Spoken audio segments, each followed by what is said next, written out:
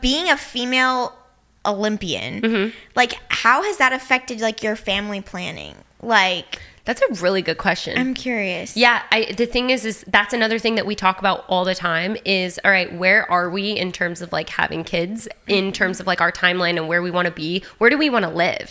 Where do we want to be? Do we want to be closer to, do we need to be closer to family? Like we right now we're renting in San Diego. We don't want to be renting, right? And so like having all of those conversations, I mean, was like really, really big for us too, but it does like, it postpones it a lot. And a lot of people have asked me, you know, like, do we want to go? Are you going to go until 2028? And I'm like, I'll be 37.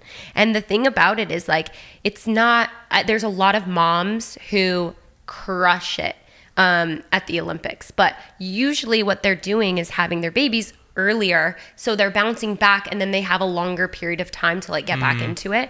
But I mean, having a baby, you know, at 30, let's say 34, and then being like, let me see if I can get back into it in a heptathlon at that age, I think could be like hard. And so now, I mean, you know, it's a tougher decision, and so we're always like, okay, do we want kids? And if we do, we probably need to start making these decisions. So when did you guys, how old were you when you had your first kid? So young. We were crazy. We had our first when we were 23. Yeah. Abby was 23. But what's crazy is, so my grandma had my mom when I think she was 20 or 21.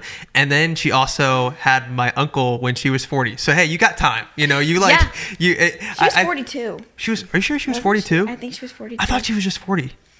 Yeah, I'll call your grandma Sharon. I mean, I'm from Idaho, went to school in Utah, so I get it. Like, all of my friends have, like, teenagers. Oh, my goodness. Like, truly, like, they all had their kids when they were 20, 21. So it's like, I get it. Like, it's very normal in, like, where like, I went to school and everything. So for me, it's like, oh, that's, you waited.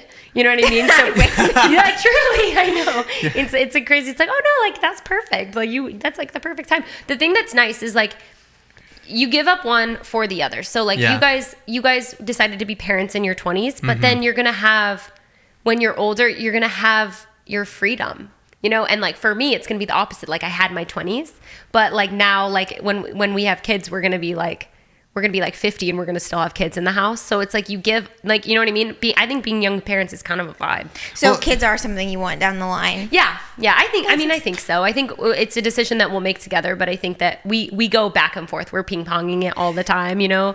Especially I think on social media, like there's a lot of people who are like, don't have kids.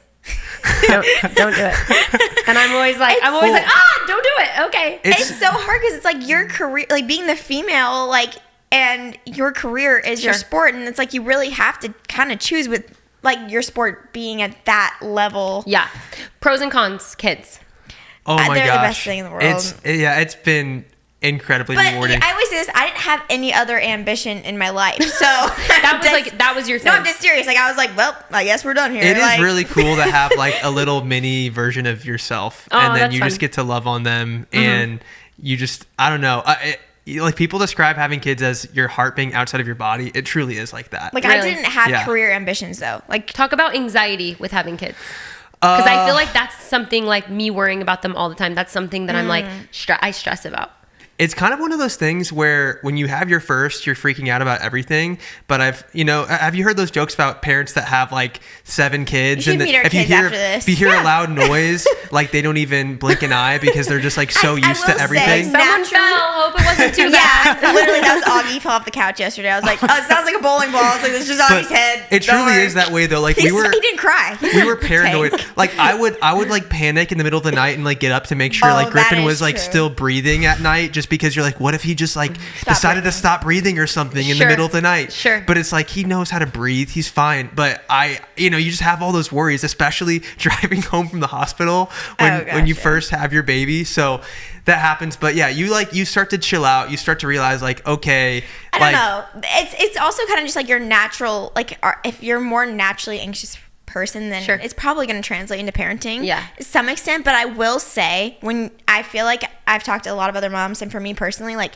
when I became a mom, a confidence came over me that like it's nothing, no one can crack that, I guess. Like it's like, I'm the parent. Did you get anxious for like labor and stuff?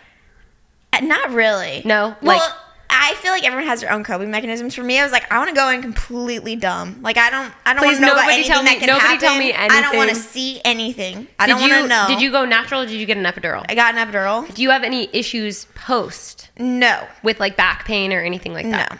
Oh, that's good. Nothing. It was honestly, the epidural was freaking amazing. Yeah. I was induced, so like I was having like really strong contractions back to back for like, I waited like 7 hours before I got the epidural. How long did I go? No, I went overnight. Yeah. I went like 16 hours with that. You went a long time. Oh wow. Yeah. No. You kind of was it like a decision at the time? You were like, all right. I knew I was gonna get one the whole time. Like I wasn't like trying. You were just like waiting until the moment. Yeah, I'm gonna wait till it hurts really bad, and then it did. So then I got it. The thing is I can't even try to like tap into like an empathetic thought process of how bad it would hurt, because I know it wouldn't even do it justice. I mean, yes, but also like I don't even remember. Like really? I mean, that's nice. I have no frame of reference for what that was like. My issue is like the 800 pain. Like I remember.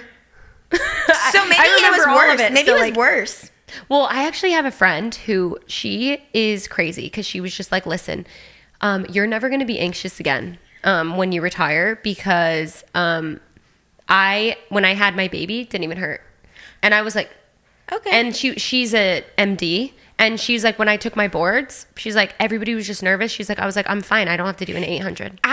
Like at the end of a heptathlon, I don't have it. And I was like, I feel like that makes me feel really good. Yeah. But I feel like I don't want to know that, because there's going to be, the moment where you're like, oh yeah, so I'm not going to worry. And then I'm like freaking out the whole time. And I'm like, oh no, it was me. Honestly, she just might be like another level. No, you are another level. She might be just like, she was pretty incredible. So Once you've done that level, like I feel like you're like, oh, I feel like you could do anything. I'm a textbook overthinker, though. If you're an Olympic athlete, like there's nothing you can't do. Okay, like seriously, that's insane. Except you will not be getting 10 hours of sleep. Yeah, that's actually the 10 hours of sleep thing. You'll have to throw that out of the window. I've got to start like training myself. Like for like, okay, waking up 7 hours. Okay, then waking up for 6 hours. He wakes you up every 2 hours. Yeah, just like set my alarm and make it like a baby cry. And be like, oh okay. My gosh. Or you could just have CJ wake up with the baby to do the feedings in the night. That's what I did. Now, Abby still had to wake up to pump, but I know people that like just slept through, and I tried to get Abby to do that, but she was like, I don't want my milk supply to go down. Sure, fair enough. Yeah. So, no, that makes sense. The thing is I have heard people who were like, hey, my husband's a night owl and I'm a morning person. Yeah. So like I go to sleep and then he stays up, and then I mean, that's a really good idea. You guys are already a team. You can make it. Yeah. I mean, I think that's what's nice. Like, so he's my like only like real boyfriend, and I'm his only like real girlfriend. That's how you guys were too. Yeah. So it's like, it is one of those things where I feel like we're like a tree that like grew together. Exactly. You know what I mean? And so even like, there's just so many things. People are always like, oh yeah, this and that, and we just like don't have those issues because we're seared together. You became adults together. Yeah, exactly.